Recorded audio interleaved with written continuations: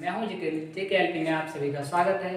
आज मैं आपको नंबर सिस्टम की क्लास 1 स्टार्ट करने जा रहा हूं। कृपया जुड़े रहिए मेरे इस चैनल से और बेसिक से बेसिक नॉलेज एक्सेप्ट कीजिए। आइए स्टार्ट करते हैं। सबसे पहले अंक क्या होता है, आपको अंकों के बारे में तो पता ही होगा। हमारे पास 10 अंक हैं, जैसे 0, 1, 2, 3, 4, 5, 6, 7, 8 और 9। हमारे पास इतने ज्ञात ओनली 10 अंक हैं।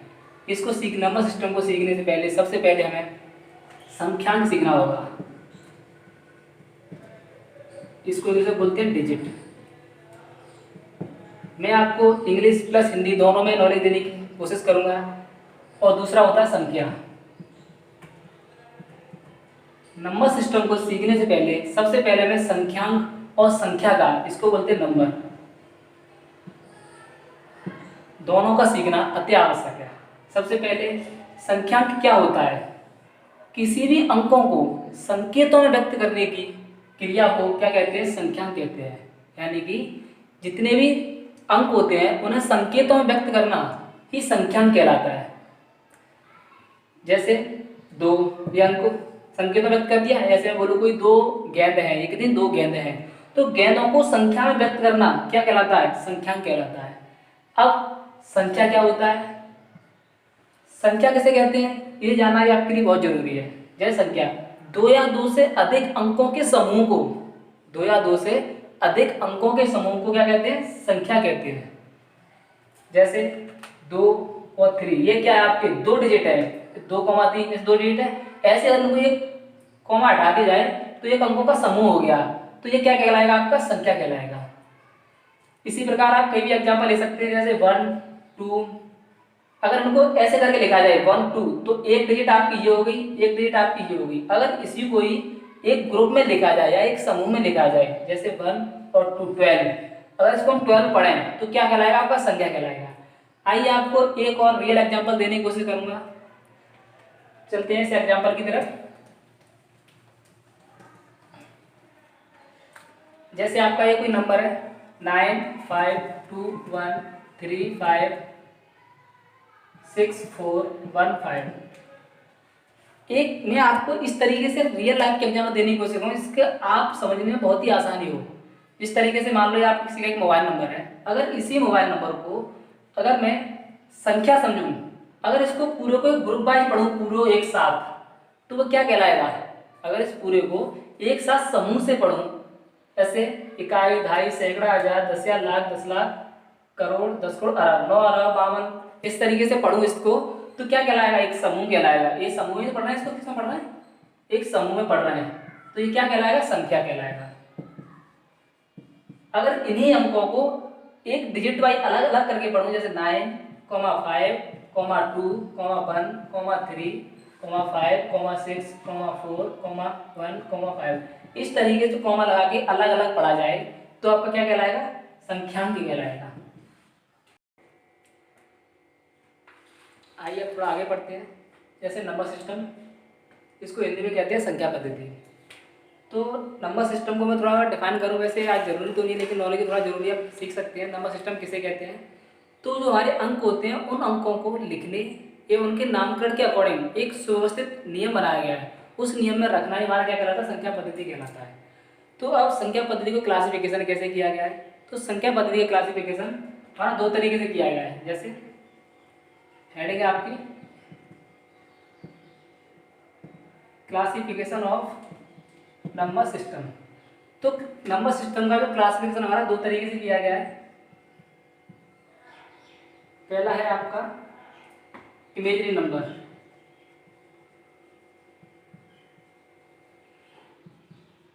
इसको हिंदी में बोलते हैं काल्पनिक संख्या।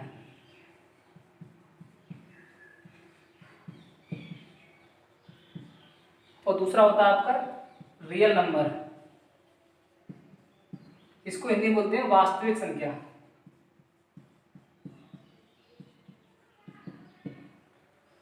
अब इमेजरी नंबर क्या होता है? कुछ नंबर वो होते हैं जिनकी हम केवल कल्पना कर सकते हैं, जिनकी क्या कर सकते हैं? हम केवल कल्पना कर सकते हैं, उन्हें हम इमेजरी नंबर कहते हैं या काल्पनिक संख्या कहते हैं। ये वाले हमारे जितने भी इमेजरी नंबर होते हैं, ये हमारे अकेले कभी नहीं आते हैं, ये रियल नंबर के साथ हमेशा आई के गुणांक में आते हैं। जैसे एग्जाम्पल देके बताने की कोशिश करूँ। एग्जाम्पल, ये इमेजिनरी नंबर है ना, वो आई के साथ, इमेजिनरी नंबर को आई से डिनोट करते हैं, इसे आयोटा बोलते हैं। क्या बोलते हैं? आयोटा। तो इसे आई से डिनोट करते हैं, ये हमेशा रियल नंबर के साथ गुणांक में आते हैं। किस में आते हैं? गुणांक में आते हैं। जैसे और भी एग्जाम्पल हो सकते हैं, 5i है या 7i बोल सकते हैं। इस तरीके से ये रियल नंबर के साथ गुणांक में आते हैं। और भी इसकी इमेजिनरी संख्याओं की बहुत सारी प्रॉपर्टीज होती हैं। आइए इस पेज के माध्यम से सीख सकते हैं। ये आप पेज देखिए, इस पेज में दिखाया गया है जैसे आई की काल्पनिक संख्या है आई, इसे आई बोलते हैं। इसकी बहुत सारी प्रॉपर्टीज होती हैं। जैसे इसमें आई इक्वल टू क्या है? रूट में -1। ये आई की हमारी एक वैल्यू होती है जिसका मान कितना होगा? रूट में -1। ऐसे आई स्क्वायर को देखा जाए तो आई स्क्वायर इक्वल टू कितना हो जाएगा? दोनों साइड का वर्ग करें तो क्या हो जाएगा? रूट हट जाएगा तो क्या बचेगा? -1। ऐसे ही थोड़ा आगे बढ़े, आई की पावर 3, तो आई की पावर 3 बना कितना हो जाएगा? -ki। और आई की पावर 4 करेंगे तो कितना हो जाएगा? 1। इस तरीके से आपकी ये सीरीज चलती जाती है और आप आसानी से इसमें देख भी सकते हैं। इसका मैंने एक इमेज प्रोवाइड करा दी आप लोगों को, चाहो तो आप स्क्रीनशॉट भी ले सकते हैं। अब थोड़ा और आगे चलते हैं, वास्तविक संख्या पढ़ते हैं। वास्तविक संख्या क्या होती है या वास्तविक संख्या को कितने भागों में डिवाइड किया गया है, ये सब अब मैं आपको बताऊंगा। रियल नंबर, जैसे आप लोगों को संख्या बता दूं, मान लो कोई दो संख्या है, एक और कौन सी? दो संख्या है। एक और क्या है? दो संख्या है। एक से लेकर के दो तक के बीच तक जाने में कुछ और भी संख्या होंगी, वो आपकी किस में होंगी? दशमलव के रूप में होगी। जैसे 1.25 हो सकती है या 1.50 हो सकती है या 1.75 हो सकती है। तो आपकी रियल नंबर दो तरीके के होंगे, एक तो आपका एक 1 हो गया और एक ये हो गया। ऐसे ही और भी सारे होते हैं, लेकिन इन दोनों के बीच में क्या होता है? एक पॉइंट वाला भी होता है। इस तरीके से रियल नंबर को हम दो भागों में क्लासीफाई कर सकते हैं। जैसे एक हो गया आपका डेसिमल नंबर। क्या हो गया? Decimal number. इसको क्या बोलते हैं? दशमलव संख्या। और दूसरा होता है आपका इंटीजर नंबर, इसको क्या बोलते हैं? पूर्णांक संख्या।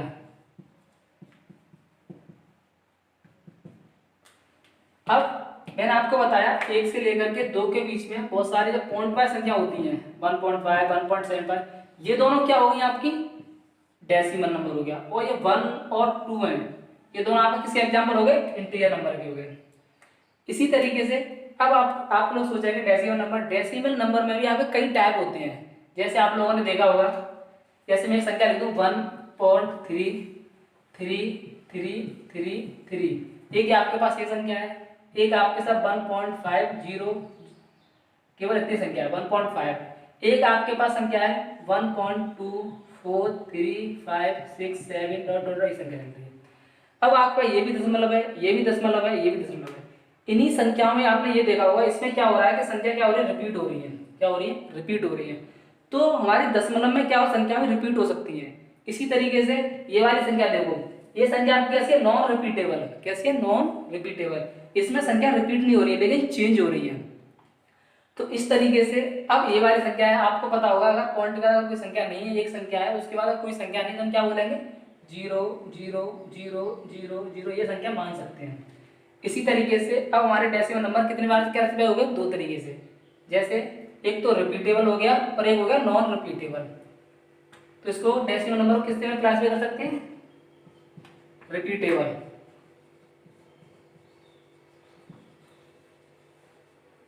और दूसरा कौन सा हो गया? Non repeatable.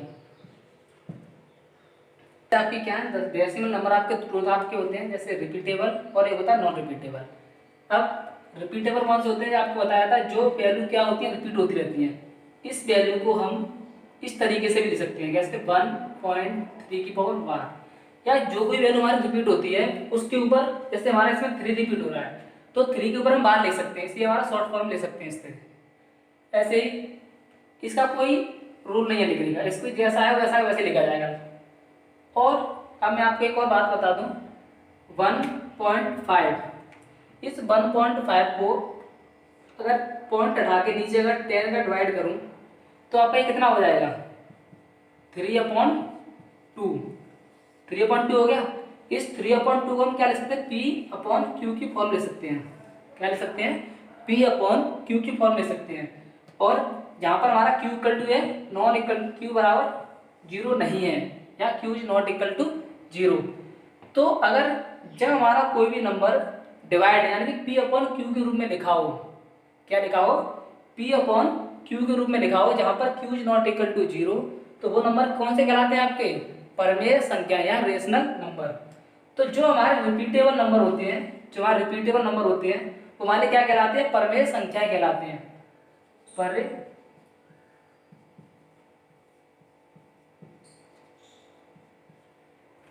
परमेय संख्या क्या बताया था, परमेय संख्या है। और एक होती है आपकी अपरमेय। तो परमेय संख्या हमारी कौन संख्या होती है, परमेय संख्या हमारी वे संख्या होती है जो P/Q के फॉर्म में लिखी जाती है, where Q is not equal to 0। ठीक है। अब अपरमेय संख्या कौन सी होगी, अपरमेय संख्याएं जिनको हम P/Q के रूप में नहीं ले सकते हैं, क्या, जिनको हम इसके परमेय संख्या की जस्ट अपोजिट होती है, इनको हम P/Q के रूप में हम नहीं ले सकते हैं, नहीं ले सकते, इसको हम नहीं ले सकते हैं। तो इस तरीके से इसके एग्जाम्पल कितना हो गया, 2/3 या 2, 5/4, ये सारे डॉट डॉट इतने सारे एग्जाम्पल कितने हैं, परमेय संख्या है यार, इसको इंग्लिश में बोलते हैं रेशनल नंबर। और अपरमेय संख्या इंग्लिश में क्या बोलते हैं, इर्रेशनल नंबर। तो इसके एग्जाम्पल कौन से हो गए, जैसे पाई हो गया, √2 हो गया, √3 हो गया, ऐसे √5 हो गया, ये सारे हमारे क्या है, इर्रेशनल अपरमेय संख्याएं नंबर कहलाते हैं। अब एक डायग्राम के साथ आपको समझाने की कोशिश करूंगा। ये डायग्राम देखिए, पाई की वैल्यू देखिए, इसकी पाई का जो सॉल्यूशन होता है कितना लंबा चौड़ा दिया गया है, इस तरीके से आप खुद दे सकते हैं, इसका कोई भी तोड़ नहीं है, कोई भी ना रिपीटिंग वैल्यू है ना कुछ नॉन रिपीटिंग वैल्यू है, सारी उतना लंबी सारी वैल्यू है। तो इस तरीके से हम कह सकते हैं सारी कैसी अपरमेय संख्याएं हैं, ना इनको हम P/Q के रूप में लिख सकते हैं ना कुछ। इसी तरीके से √2 की जो वैल्यू दिखाई गई है आपको दूसरे डायग्राम में भी, दूसरे फिगर में देखिए √2 की वैल्यू दिखाई गई है, ये भी थोड़ा भी कम ही सॉल्यूशन किया गया है, इसको भी आगे करते जाएंगे तो बहुत सारा लंबा हो जाएगा। इस तरीके से ये भी हमारी एक परमेय संख्या है। अब आप सभी के साथ एक क्वेश्चन है मेरा, थोड़ा उसे समझने की कोशिश करिए। जैसे आपसे पूछो √4, क्या, √4 अगर अपरमेय संख्या के हिसाब से देखा है, जो वैल्यू रूट में आती है वो अपरमेय संख्या कहलाती है। लेकिन आप मुझे ये देख के बताइए √4 लिखा है, ये परमेय संख्या है कि अपरमेय संख्या है। तो आप इसको अपरमेय संख्या नहीं बोल सकते। क्यों नहीं बोल सकते, क्योंकि 4 हमारा किसका होता है, रूट किसका होता है, 2 का होता है। तो जब इसका ये खोलेंगे तो हमारा क्या हो जाएगा, 2 हो जाएगा, और 2 के नीचे हम 1 मान लेंगे, तो ये क्या हो जाएगा, P/Q की फॉर्म होगी, where Q is not equal to 0। तो हमारे लिए क्या हो गया, कौन सी फॉर्म हो गई है, परमेय संख्या यानी रेशनल नंबर हो गया।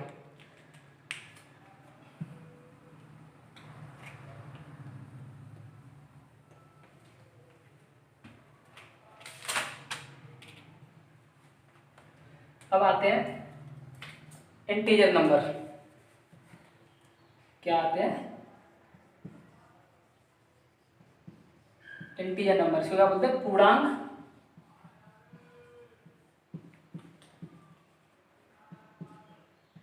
तो आपके पास जितनी वैल्यू होती है -∞ से लेकर के dot dot dot -3, -2, -1, 0, 1, 2, 3 dot dot dot dot +∞, -∞ से लेकर के +∞ तक की जितनी वैल्यू होती है हमारी क्या कहलाती है, इंटीजर नंबर कहलाते हैं। तो इनका क्लासिफिकेशन 3 तरीके से किया गया है। जैसे नंबर 1 1 से लेकर के +∞, ये क्या है, धनात्मक वैल्यू है तो धनात्मक संख्या है।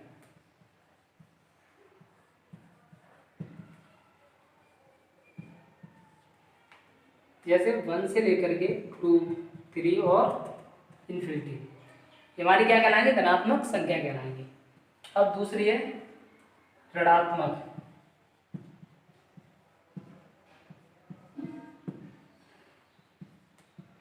ऋणात्मक संख्या हमारी -∞ से लेकर के डॉट डॉट डॉट डॉट -3, -2 और -1, ये सारी वैल्यू क्या कहलाएंगे, हमारी ऋणात्मक संख्या है। जैसे इसमें यहाँ बता दूं ये ऋणात्मक होगी। अब आपका बीच में एक बचा मिडिल, क्या बचा, 0। अब हमारे 0 पता क्या कहलाएगा, शून्य कहलाएगा न्यूट्रल नंबर यानी उदासीन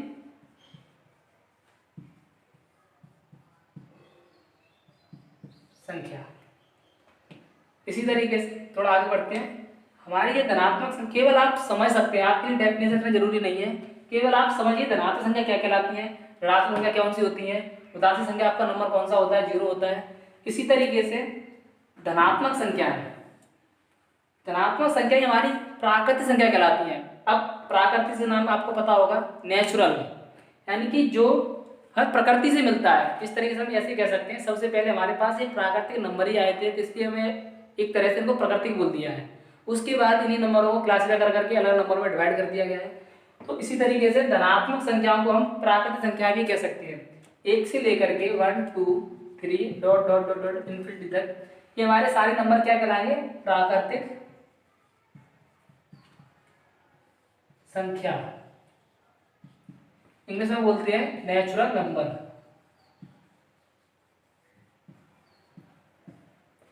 इसी तरीके से अगर हमारे आर्यभट्ट भैया जी ने, सर जी ने एक आपको जीरो दिया है, वो जिससे हमारा गणित बहुत ही ज़्यादा आसान हो चुका है।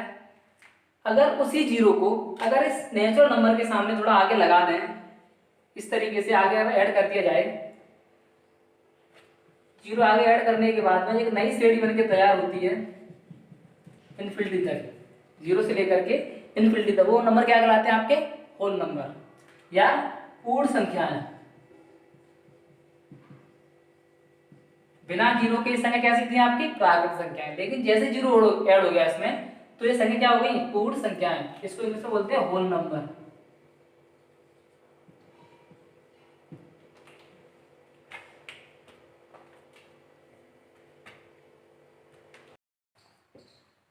आइए थोड़ा आगे चलते हैं। जैसे 1 2 3 4 5 डॉट डॉट डॉट इनफाइनाइट, ये आपके पास कोई नंबर है। अगर इन्हीं नंबरों को दो भागों में क्लासिफाई करूं, जैसे पहला है अभाज्य संख्या,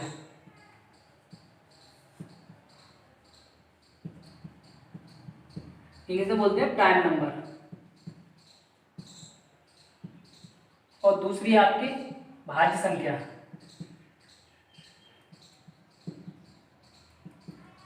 इसको इंग्लिश में बोलते हैं कंपोजिट नंबर।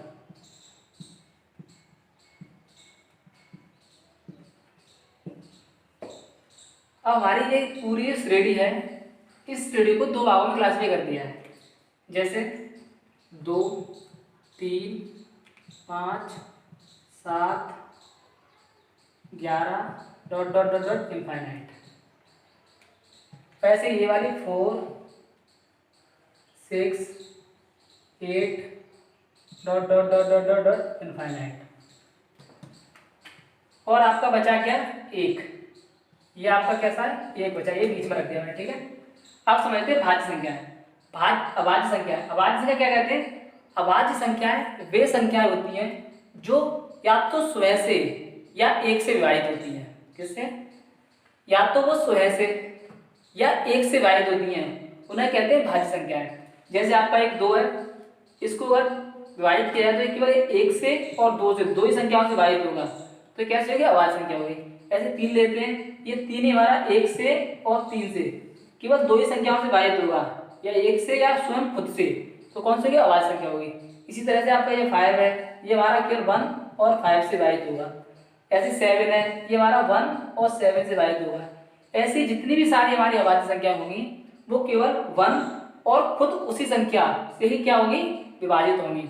इसीलिए इन्हें क्या कहते हैं, अभाज्य संख्या होते हैं। इन अभाज्य संख्याओं केवल कितने होंगे, 2 फैक्टर्स होंगे। कितने होंगे, 2 फैक्टर होंगे ओनली। इसी तरीके से अभाज्य संख्या, सॉरी भाज्य संख्या, कंपोजिट नंबर। कंपोजिट नंबर क्या होते हैं, भाज्य संख्याएं वे संख्या होती है जिनके जो फैक्टर होते हैं वो 2 संख्याओं से अधिक संख्याओं से होते हैं।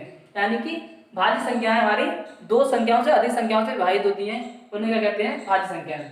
जैसे हमारे 4 है, ये 4 हमारा एक तो 1 से विभाजित हो रहा है, 2 से विभाजित हो रहा है और 4 खुद से विभाजित हो रहा है, 3 हो गई। या 2 से अधिक संख्याओं से कोई विभाजित होती है संख्या, तो उसे बोलते हैं भाज्य संख्या।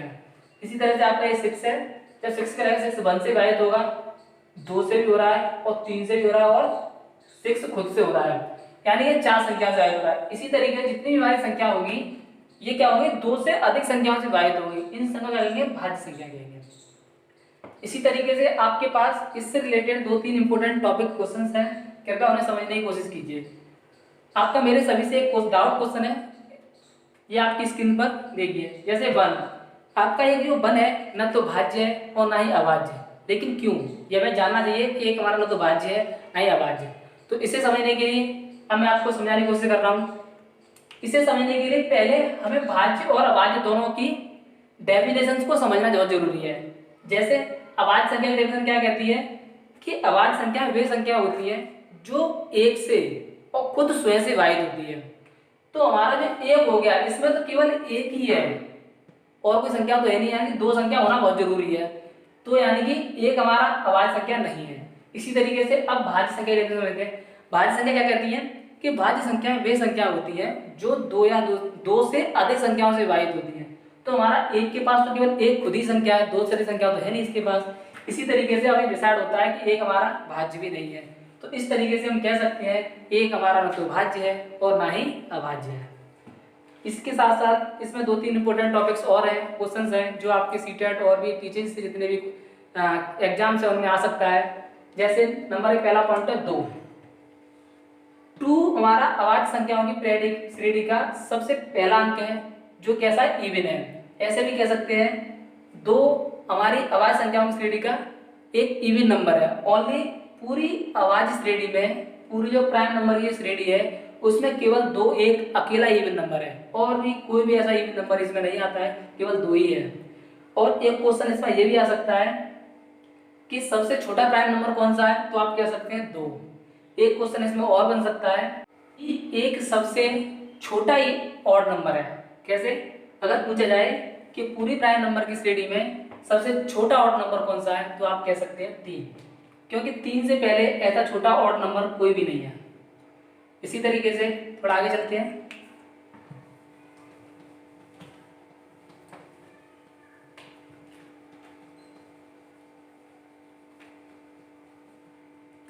आपके पास एक श्रेणी है 1 2 3 4 5 dot dot dot dot dot infinite. अब इस श्रेणी के बाद में इसको भी हम अगर 2 भाग में डिवाइड करें तो पहला हो गया सम संख्या है,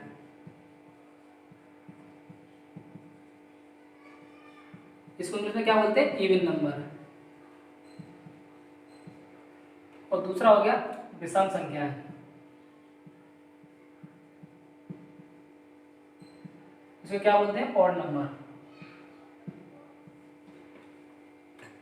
अब सम संख्या क्या होती है, विषम संख्या होती है, यह जानना आपके लिए बहुत जरूरी है। जैसे डेफिनेशन से सम संख्या वे संख्या होती हैं जो 2 से विभाजित होती हैं, और विषम संख्याएं वे संख्या होती हैं जो 2 से विभाजित नहीं होती हैं। इसी तरीके से आपके पास ये पूरी श्रेणी है, अगर आप एक को ले लें, एक क्या 2 से विभाजित होता है, नहीं, तो एक कैसा होगा, ऑड नंबर। अब 2 देखो, 2 हमारा 2 से विभाजित होता है, यस, तो 2 हमारा ये हो गया सम संख्या है। ऐसे 3 हमारा 2 से विभाजित होता है, नहीं होता, तो 3 ये हो गया। ऐसे ही 4 2 से विभाजित होता है, यस, तो यहाँ पे हो गया। इस तरीके से श्रेणी आगे चलती जाएगी, तो 1 3 यहाँ पे 5 आएगा, यहाँ 7 आएगा और डॉट डॉट डॉट इनफाइनाइट। ऐसे इस श्रेणी में 6 आएगा, 8 आएगा, dot dot dot dot infinite. इसके भी इनफाइनाइट होते हैं और इसके भी इनफाइनाइट होते हैं, बस अंतर इतना है इनमें 2 का भाग चला जाता है और इसमें 2 का भाग नहीं आता है। अब आपके साथ इसी के तरीके से इससे रिलेटेड आपके पास कुछ इंपोर्टेंट क्वेश्चंस भी हैं जो आपके साथ एग्जामिनर पूछ सकते हैं। जैसे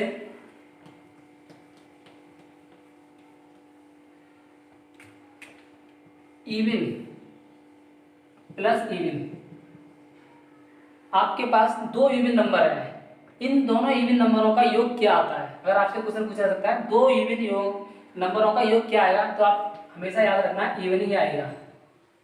जैसे एग्जांपल देके बताऊं आपको, जैसे आपका 2 एक इवन नंबर है, इसी तरीके से एक इवन नंबर और ले लूं 4, तो 4 भी एक इवन नंबर है, तो अगर इन दोनों को ऐड करूंगा तो आएगा 6। तो यानी कि ये भी इवन और ये भी इवन, अब इन दोनों का अगर योग करूं तो क्या आएगा 6, ये भी एक इवन ही आएगा। इसी तरीके से अदर एग्जांपल लेने की कोशिश करो, 7 में 6 ले लिया और प्लस 8 ले लिया, ये दोनों हमारे इवन नंबर है, अगर इनका सम करूंगा तो कितना आएगा 14 आएगा, तो ये भी एक इवन नंबर है। इसी तरीके से इस टाइप का क्वेश्चन भी आपके सीटेट में, यूपीटेट में या टीसी एग्जाम में पूछा जा सकता है, और ये आपके याद रखना बहुत जरूरी है। इसी तरीके से आपसे अगर ऐसा पूछा जाए दो ऑड नंबरों का योग क्या होता है, इन दोनों का योग हमेशा ऑड इवन नंबर ही होता है। क्या होता है? इवन नंबर होता है। जैसे एग्जांपल देकर समझने की कोशिश करो, 1 प्लस के 3, ये आपके पास दो ऑड नंबर है। अगर इन दोनों ऑड नंबरों को अगर मैं ऐड करूं तो आपका क्या बनेगा? 3 प्लस के 1 इक्वल टू 4, ये आपका इवन नंबर है। इसी तरीके से दो और ले लो, 3 ले लो प्लस के 5 ले लो, अगर इन दोनों को अगर मैं ऐड करूं तो आपका क्या आएगा? 8 आएगा। यानी दोनों मिलके क्या आ रहे हैं? हमारे इवन नंबर आ रहे हैं। इसी तरीके से इवन प्लस के इवन जोड़ोगे तो इवन ही आएगा, ऑड प्लस के ऑड जोड़ोगे तो हमारा फिर भी इवन आएगा। और एक तरीके क्वेश्चन और पूछा जा सकता है, जैसे ऑड प्लस के इवन। अगर आपसे ये पूछे ऑड प्लस इवन का योग कितना होता है, या पूछे इवन प्लस के ऑड का योग कितना होता है, तो इन दोनों का योग हमेशा ऑड ही आएगा। जैसे एग्जांपल से समझने की कोशिश करो, ऑड 1 हमारा एक ऑड नंबर है, प्लस के 2 हमारा क्या है? इवन नंबर है। अगर इन दोनों को ऐड करो तो क्या आएगा? 3 आएगा। इसी तरीके से इसका एग्जांपल एक कोशिश करो, जैसे 2 हमारा एक इवन नंबर है और ऑड नंबर लो 3 एक ऑड नंबर है, इनको योग करूँ कितना आएगा? 5 आएगा। तो ये दोनों कैसे आ रहे हैं? ऑड नंबर आ रहा है। इसी तरीके से इवन प्लस के इवन हमारा इवन होगा, ऑड प्लस के ऑड हमारा ऑड होगा, और जब इवन प्लस के ऑड करोगे या ऑड प्लस के इवन करोगे तो हमारा क्या आएगा? ऑड आएगा। इसी तरीके से आपका नंबर ऑफ क्लासिफिकेशन एकदम खत्म हो चुका है। अब आप सभी के साथ नेक्स्ट पार्ट के लिए नेक्स्ट क्लास बहुत जल्दी आपके पास इस चैनल पर प्रोवाइड करा दी जाएगी। कृपया मेरे चैनल से जुड़े रहें, और अगर आपको ये चैनल अच्छा लगे तो सब्सक्राइब और लाइक करना ना भूलें। सब्सक्राइब और लाइक करना ना भूलें। आप सभी के साथ मेरा एक क्वेश्चन है, जो कमेंट बॉक्स में उसका आंसर जरूर शेयर करें। आपका एक क्वेश्चन आपकी स्क्रीन पर ये है। अरे हाँ, मैं एक बात तो आपसे इम्पोर्टेंट भूल ही गया, इस जो क्वेश्चन आपको दिया है इस बात का डिस्कशन हम नेक्स्ट क्लास में करेंगे, और इंतजार करिए मेरी नेक्स्ट क्लास आने का। Thank you.